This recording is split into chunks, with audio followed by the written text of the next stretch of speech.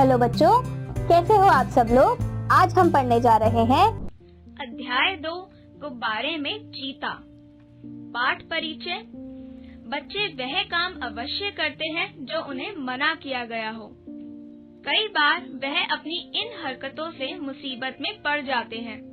आइए प्रेमचंद की ऐसी एक कहानी पढ़ते हैं जिसका शीर्षक है गुब्बारे में चीता। स्कूल के पास एक मैदान में सर्कस लगा। सारे शहर की दीवारों पर उसके विज्ञापन चिपका दिए गए थे। विज्ञापन में तरह तरह के जंगली जानवर अजीब अजीब काम करते दिखाए गए थे। लड़के तमाशा देखने के लिए ललचा रहे थे। पहला तमाशा रात को शुरू होने वाला था। इश्तिहार बड़ा आकर्षक था। आ गया है। जिस तमाशे का आप लोग भूख प्यास छोड़कर इंतजार कर रहे थे, वही बम्बई सर्कस आ गया है। आइए और तमाशे का आनंद उठाइए। बड़े बड़े खेलों के सिवा एक खेल और भी दिखाया जाएगा जो ना किसी ने देखा होगा ना सुना होगा। हेडमास्टर साहब ने लड़कों को वहां जाने की मनाही कर दी थी, मगर लड़कों का मन तो सर्कस में लगा हुआ था। सामने किताबें खोले जानवरों की चर्चा कर रहे थे। शेर और बकरी एक बर्तन में पानी पिएंगे। इतना बड़ा हाथी पैर गाड़ी पर कैसे बैठेगा? पैर गाड़ी के पहिए बहुत बड़े बड़े होंगे। तोता बंदूक छोड़ेगा और वन मानुष बाबू बनकर मेज पर बैठेगा। बलदेव सबसे पीछे बैठा हुआ अपनी कॉपी पर शेर का चित्र बना रहा था और सोच रहा था कि कल शनिवार नहीं इतवार होता तो कैसा मजा आता। बलदेव ने बड़ी मुश्किल से कुछ पैसे जमा किए थे। वह मना रहा था कि कब छुट्टी हो और कब मैं भागूं। हेडमास्टर साहब का हुक्म सुनकर वह जामे से बाहर हो गया। छुट्टी होते ही वह बाहर मैदान में निकल आया और लड़कों से बोला, मैं तो जाऊंगा, चाहे कोई छुट्टी दे या ना दे। अन्य लड़के इतने साहसी ना थे। कोई उसके साथ जाने को राजी ना हुआ। बलदेव अब अकेला पड़ गया, लेकिन वह बड़ा जिद्दी था। दिल में जो बात बैठ जाती उसे पूरा करके ही छोड़ता था। शनिवार को अन्य लड़के तो मास्टर जी के साथ गेंद खेलने चले गए। बलदेव चुपके से खिसककर सर्कस की ओर चल पड़ा। वहां पहुंचते ही उसने एक आने का टिकट खरीदा और जानवरों को देखने भीतर पहुंचा। वहां जानवरों को देखकर बलदेव मन में बहुत झुंझलाया। वह शेर है। मालूम होता है जैसे महीनों से इसे मलेरिया बुखार आ रहा हो। वह भला क्या 20 हाथ ऊंचा उछलेगा।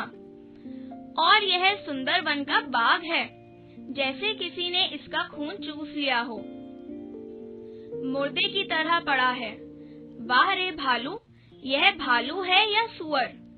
और वह भी काना, जैसे मौत के चंगुल से निकलकर भागा हो।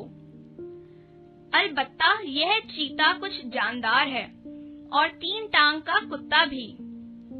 मन ही मन उसने सोचा, इसकी एक टांग किसने काट ली? दुम कटे कुत्ते तो देखे थे, पैर कटा कुत्ता आज ही देखा। और यह दौड़ेगा कैसे? यह सोचकर बड़े जोर से हंसा। बलदेव को अफसोस हुआ कि गेंद छोड़कर वह यहाँ क्यों आया। एक आने भी गए। ऐसे जानवरों को तो मैं सेत मेत में भी ना देखता। इतने में एक बड़ा भारी गुब्बारा दिखाई दिया।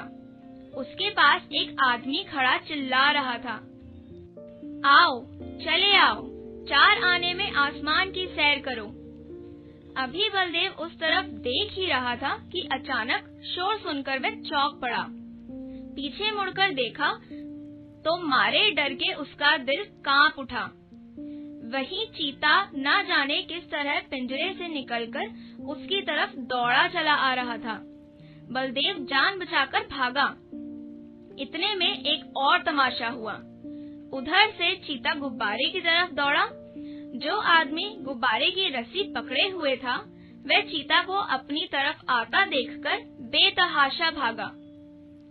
बलदेव को और कुछ ना सूझा तो वह झट से गुब्बारे पर चढ़ गया।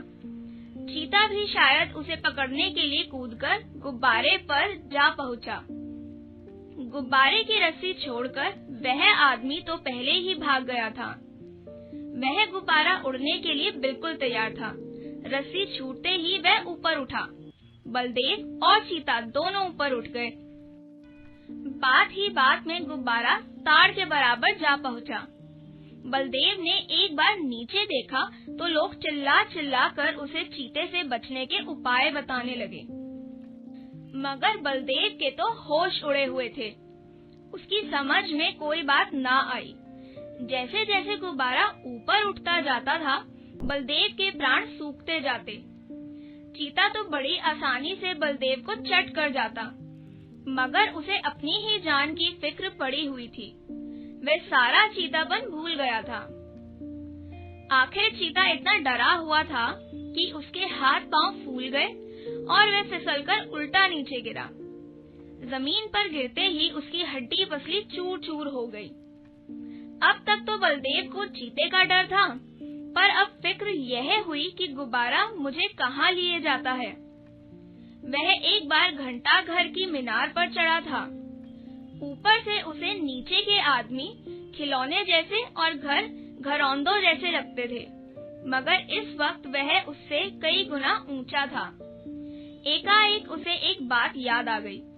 उसने किसी किताब में पढ़ा था कि गुब्बारे का मुंह खोल देने से गैस निकल जाती है और गुब्बारा नीचे उतर आता है, मगर उसे यह ना मालूम था कि मुंह बहुत धीरे धीरे खोलना चाहिए।